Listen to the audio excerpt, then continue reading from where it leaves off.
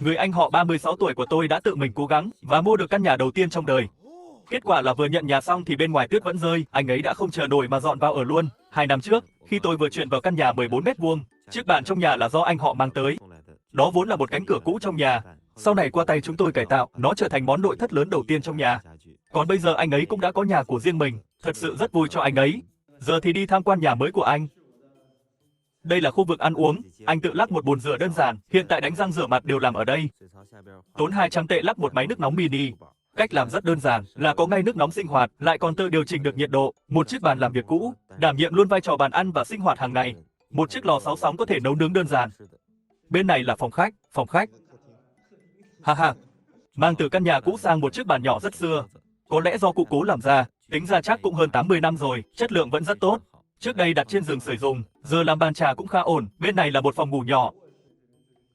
Đây là giường, tuy hiện tại hơi đơn sơ, nhưng bài trí đơn giản là có thể ở được rồi.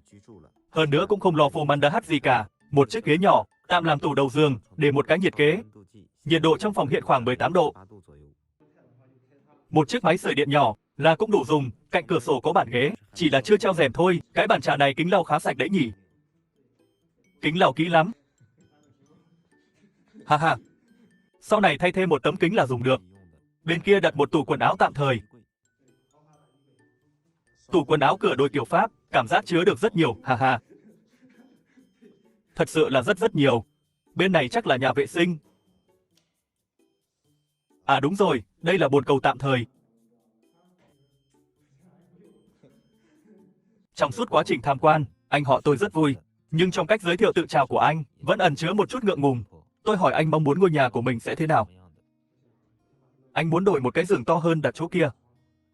Thay cái tủ quần áo khác. Thế thôi, thế là được rồi. Giờ cứ thế này trước đã. Tôi hiểu tâm trạng của anh. Giống như lúc tôi mới chuyển vào nhà mới vậy. Anh nói bây giờ có nước vào ra. Có nước nóng là đã thấy rất hạnh phúc rồi. Nước nóng lắm, rát tay luôn này. Đây là sofa, cái này là bàn trà.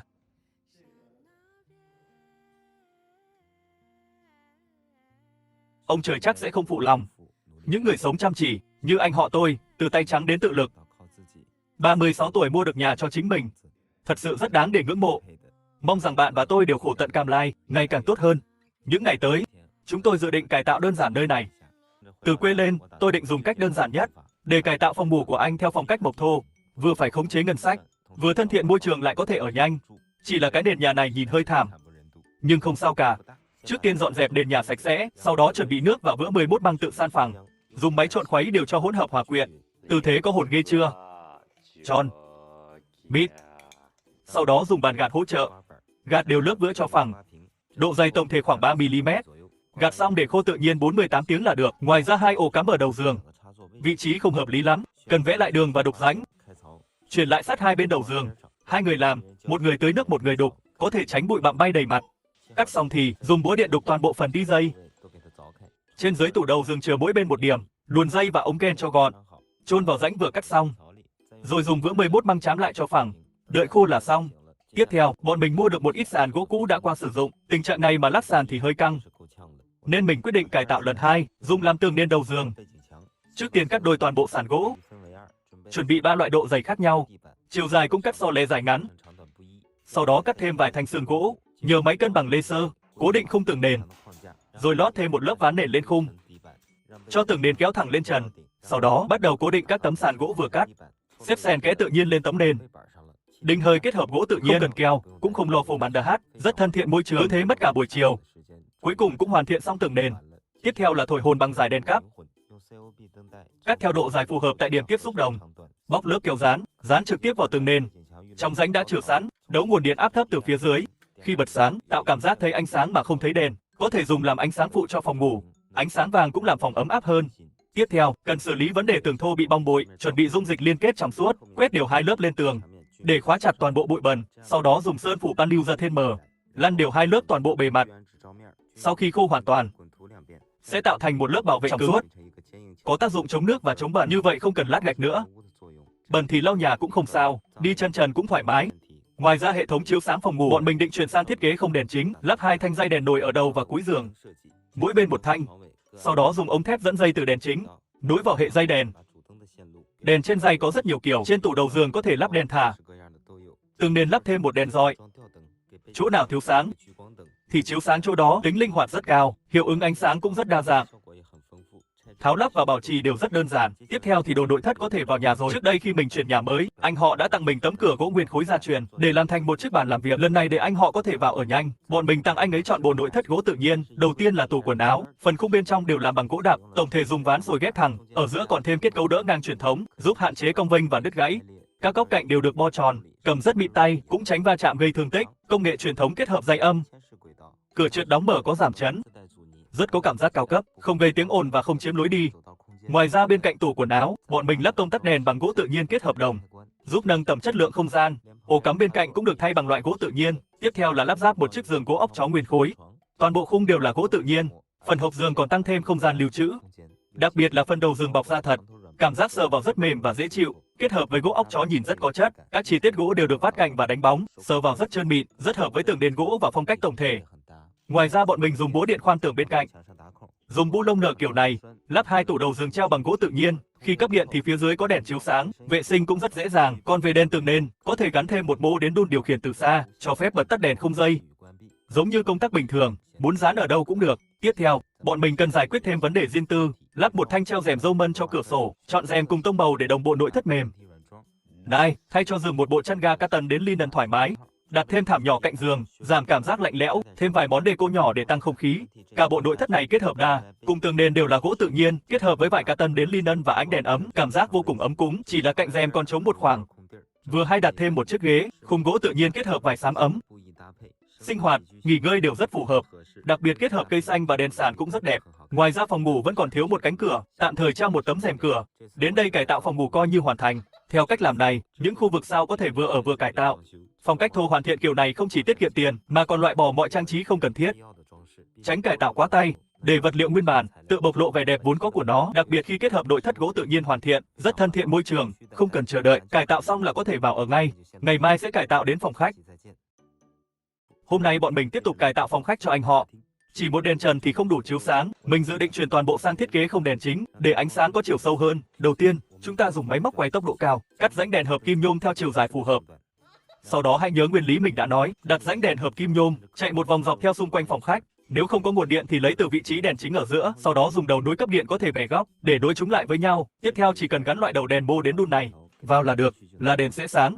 Muốn sáng chỗ nào thì lắp chỗ đó, dù là đèn xi bắt lát, đèn chiếu điểm hay đèn bán khuếch tán đều được. Tiền làm trần cũng tiết kiệm được luôn. Còn đèn chính thì đổi sang đèn đôi chống chói. Kết hợp với công tắc 2 chiều, có thể điều khiển riêng ánh sáng khu vực trung tâm. Ngay cả một chiếc thang cũ cũng trông như một tác phẩm nghệ thuật. Còn phần sàn nhà thì giống phòng ngủ, chuẩn bị vữa 11 măng tự san phẳng, đổ trực tiếp xuống nền đã được xử lý nóng. Giao phần linh hồn cho tay nghề. Dùng bàn gạt phụ để làm phẳng, rồi dùng con lăn gai để loại bỏ bọt khí trên bề mặt. Sau khi khô hoàn toàn thì dùng lớp lót liên kết để phủ kín toàn bộ. Như vậy sau khi khô sẽ không bị bụi. Sau đó phủ thêm lớp cạn lưu ra thêm M2 thành phần, lăn đều nhiều lớp. Sau khi thẩm thấu sẽ tạo thành một lớp bảo vệ cứng và trong suốt. Xịn không kém gạch M loại thấp, có thể chống nước. Lau chùi, kéo sàn đều không vấn đề, có sưởi sàn đi chân trần cũng rất đã. Chỉ là tường sau sofa hơi trống trải, nên từ nhà bà ngoại lấy về một chiếc chiếu cang đã dùng hơn 20 năm. Vân dệt rất hợp với phong cách gió tự nhiên. Chi bằng cắt vài thanh gỗ làm trang trí, dùng dầu sáp gỗ màu ốc chó còn dư, sờn cắt thành gỗ cùng tông màu với chiếu tựa. Ép nẹp cố định lên tường bằng đệm khí. Kết hợp với đèn xi bắt lát là thành một bức tranh trang trí, rất có cảm giác thời gian. Còn ổ cắm bị che, chỉ cần khoét lỗ là lắp lại nguyên vẹn. Tường nền xong rồi, còn rèm cửa, lắp luôn thanh rèm điện 2 giây. Tiết kiệm chỗ nào thì tiết kiệm, đáng chi thì vẫn chi. Động cơ hộp rèm lắp lệch sang bên trái, mượn nguồn điện từ điều hòa. Điều khiển bằng remote và giọng nói, rất có cảm giác nghi thức. Chỗ nối rèm có thể trồng trong đến ngoài, thấy sáng mà không thấy người, tạo cảm giác cao cấp. Rèm cản sáng bên trong chọn cùng tông màu, giúp tăng cảm giác không gian. Trang trí nhẹ đến deco là chính. Tiền tiết kiệm từ phần xây thô, dùng để chọn nội thất hoàn chỉnh. Chọn cho phòng khách một sofa khối màu cam ân. Màu sắc rất hợp với phong cách căn phòng. Tiện nói thêm với mọi người, có thể kiểm tra chất lượng sofa từ phía đáy, như lò xo và kỹ thuật ghép khung đều rất chắc chắn. Hơn nữa khung sofa đều là khung gỗ tự nhiên với đệm ngồi bàn rộng, ôm người rất tốt, kết hợp với mút đàn hồi cao. Bề mặt và tựa lưng đều được nhồi lông bóng trắng và bông cotton tinh lọc. Tháo phần tựa lưng ra là có thể biến thành một chiếc giường nằm. Chỉ là tư thế ngồi hơi ngầu một chút, dùng làm giường tạm để ngủ trưa cũng rất thoải mái. Sau này nếu anh họ bị chị dâu đuổi ra ngoài thì cũng không lo ngủ không ngon giấc. Ngoài ra đặt thêm một chậu cây xanh cạnh sofa để tăng thêm sức sống. Chiếc chậu hoa cũ này cũng đã hơn 20 năm tuổi rồi. Phần dưới thì vẫn ổn, chỉ là phần trên mọc hơi tua tủa. Còn chậu kia thì cây mọc siêu vẹo đủ kiểu. Sau đó trải thêm một tấm thảm cỡ lớn để giảm bớt cảm giác lạnh của sàn 11 măng, thoải mái đi chân trần luôn. Gần cửa sổ đặt một chiếc ghế gỗ tự nhiên đan tay, sự kết hợp giữa mây tre và gỗ tự nhiên mang hơi hướng hoài cổ. Tay vịn rộng rãi, bo tròn, kết hợp góc nghiêng vừa phải và phần lưng được nâng đỡ tốt. Ngồi rất thư giãn. Ngoài ra còn mua thêm một chiếc bàn gỗ nhỏ có thể di chuyển. Bên hông để được sách, phía trên đặt trà. Khi ở một mình có thể ngồi đây đọc sách uống trà, là một không gian thư giãn rất lý tưởng. Phía trong và phía ngoài mỗi bên đặt thêm một chiếc sofa lười hình sâu đỏ, nằm hay tựa đều rất thoải mái, mang lại cảm giác lười biếng dễ chịu. Chỉ là còn thiếu một chiếc bàn trà nên tôi định dùng cánh cửa cũ này để cải tạo thành một chiếc bàn trà treo. Trước tiên tháo bỏ những bản lề thừa, kích thước còn lại vừa khít luôn. Đặt làm riêng chân bàn bằng mắc ca trong suốt, chừa sẵn lỗ ốc, chỉ cần vặn chặt là xong. Sau khi lắp xong trông rất tối giản, nhìn từ xa có cảm giác như đang lơ lửng. Trong những đường vân gỗ cũ kỹ ấy, dường như vẫn đang kể lại những câu chuyện xưa. Giờ đây biến thành bàn trà, lại tiếp tục đảm nhận một sứ mệnh mới. Khi có đông khách có thể kết hợp thêm đệm ngồi. Chỉ cần bật một chiếc đèn là phòng khách đã trở nên rất có không khí. Vài ba người bạn ngồi quây quần tại đây, uống trà, trò chuyện, nhắc chuyện ngày xưa. Bàn về lý tưởng thì không gì phù hợp hơn. Dù hiện tại tường đèn tivi vẫn chưa làm xong, nhưng có thể dùng loại giá treo máy chiếu đơn giản này. Giấu máy chiếu phía sau sofa, thông qua hình thức chiếu, vẫn đáp ứng tốt nhu cầu xem phim. Hiệu quả thực tế cũng khá ổn. Phòng khách như thế này, ngồi cùng lúc 7-8 người cũng không thành vấn đề. Những phần còn lại có thể vừa ở vừa tiếp tục cải tạo. Về việc anh họ sống trong căn nhà thô, tôi đã cải tạo phòng khách và phòng ngủ của anh ấy theo phong cách nhà thô mạch hở, tiết kiệm, thực dụng mà vẫn rất nghệ thuật. Hôm nay chúng tôi dự định cải tạo khu vực ban công thành một ban công nghỉ ngơi đa năng, đồng thời làm lại cho tường đèn tivi tinh tế hơn. Do tường ban công quá thô ráp nên cần chỉnh sửa sơ lại một chút, dùng cát thạch anh trộn với 11 măng trắng còn dư để tạo thành vữa, xử lý và làm phẳng cơ bản bề mặt tường. Công việc này nhìn thì có vẻ đơn giản, nhưng thực ra không hề dễ, nhất là những góc tường bị sứt mẻ như bị gặm. Dùng đệm góc chữ 5F cùng 11 măng trắng, kéo thẳng lại và sửa cho gọn gàng. Sau khi chét phẳng toàn bộ thì coi như đã sửa xong hoàn hảo. Nhưng kiểu thẳng quá như thế này nhìn cũng không đẹp lắm. Vì vậy tôi mua 2 khuôn mài dạng cong, bôi keo khô nhanh lên, dán vào góc là có thể tạo thành cửa vòng cong. Để tránh nứt vỡ, cần dán lưới sợi thủy tinh ở các mối nối, kết hợp nẹp góc và bột chét, giúp phần vòm liền khối hoàn toàn với bức tường. Chét một lần chưa đẹp thì chét thêm nhiều lần. Đặc biệt là các vị trí tiếp giáp, ông bà xưa nói rồi, chét bột thì 3 phần chét, 7 phần là mài. Trên sân khấu 1 phút, dưới sân khấu phải bỏ ra 60 giây công sức. Sau khi mài phẳng, phủ thêm một lớp sơn lót chống nứt cho toàn bộ bề mặt. Tự làm chưa tới 200 tệ là đã có một ông cửa vòng mềm mại, đẹp mắt. Còn phần sàn nhà, dùng máy cân bằng laser và số thanh gỗ còn dư trước đó để làm một tấm thảm sàn treo. Trước tiên làm hoàn chỉnh toàn bộ khung, sau đó gia cố các điểm giao nhau, thêm chân đỡ để đảm bảo kết cấu chịu lực. Tiếp theo chuẩn bị vài tấm ACB, cắt sẵn ngoài sân cho đúng kích thước, dùng làm lớp đáy cho thảm sàn. Ghép lại là xong. Gặp vị trí có đường ống thì cần xử lý riêng một chút, miễn là đủ dụng cụ. Làm xong như vậy thì các mép rất khít, dùng súng bắn đinh cố định với khung gỗ là được. Còn đường ống thoát nước lộ ra này thì làm cho nó một khung bao, dùng ACB còn dư khoét một cửa kiểm tra. Sau khi bọc kín đường ống, chỗ này có thể đặt máy giặt và tủ liền khối. Tiếp theo, chúng ta có thể lát sàn gỗ lên thảm sàn. Một tấm khác cắt lấy ngày mùng 2 tháng 3 để lát hàng thứ hai. Hàng thứ 3 bắt đầu bằng ngày mùng 1 tháng 3. Đó chính là cách lát 3 dấu trừ 6 dấu trừ 9. Vô ý từng bước thăng tiến, đến đoạn kết thúc sẽ dư ra một chút. Nhưng không sao cả, cắt chỉnh lại bằng dụng cụ nâng, lát tiếp là vừa khít ngay. Phần gỗ thừa vừa khéo dùng để bo viền, thêm nẹp nhôm bôi keo cố định, gắn vào bếp thảm. Vừa chống trượt, vừa chống mài mòn, lại còn đẹp hơn. Bên dưới thảm đã chừa sẵn bột điện, giờ là lúc thổi hồn cho nó. Khoan một lỗ ở mép sàn để lắp công tắc, bóc lớp keo phía sau đèn led, dán trực tiếp vào mặt trong phía sau. Đèn led ép như vậy cũng rất an toàn, thế là tấm thảm có cảm giác lơ lửng. Sau đó lắp lại toàn bộ rèm cửa. Tường tivi không làm tạo hình, chỉ sắm một số nội thất gỗ tự nhiên. Màu gỗ trắng bên này mang cảm giác rất hoài cổ. Cánh tủ dùng kính bán trong suốt, kết hợp thêm yếu tố vòng cong, tay nắm và các góc cạnh đều được bó vát. Rất tinh tế, và vào chắc cũng không đau. Ngoài ra còn lắp thêm cho tủ một khung kim loại. Sau khi lắp ở đáy sẽ cách ẩm từ sàn. Việc vệ sinh cũng dễ dàng hơn nữa bản thân tủ còn có đèn. Ánh sáng xuyên qua kính sọc bờ rất có không khí. Bên cạnh đó lắp thêm một tủ tivi đồng bộ, cũng có thể dùng làm tủ lưu trữ, sử dụng cùng một ngôn ngữ thiết kế. Gỗ tự nhiên cộng kính cộng kim loại kết hợp với nhau, vừa hoài cổ lại vừa tinh xảo. Ngăn kéo còn được thiết kế hơi nghiêng một chút, tay nắm ẩn chắc chắn, dùng rất tiện, cũng không cứng nhắc như ngăn kéo truyền thống. Sau đó bố trí lại tivi và đồ nội thất mềm xung quanh một chút. Vậy là tường đèn tivi đã cải tạo xong, mang cảm giác phong cách dê châu Trung Cổ. Khu vực cửa sổ vẫn hơi đơn điệu nên chúng tôi quyết định đặt làm rèm lá sách, tự tay lắp đặt. Chỉ khoảng 500 tệ là xong, có thể điều chỉnh góc lá để lấy sáng, vừa kiểm soát ánh sáng vừa đảm bảo riêng tư. Còn màu ánh sáng trên trần thì hơi không hợp, nên dùng chiếc mũ rơm cũ của ông tự đã thành một chiếc đèn thả nhỏ, lắp xong rồi vặn bóng halogen vào. Thế là thành một chiếc đèn nghệ thuật. Không khí nhìn rất ổn áp. Trong nhà còn có một chiếc bàn cụ cố để lại.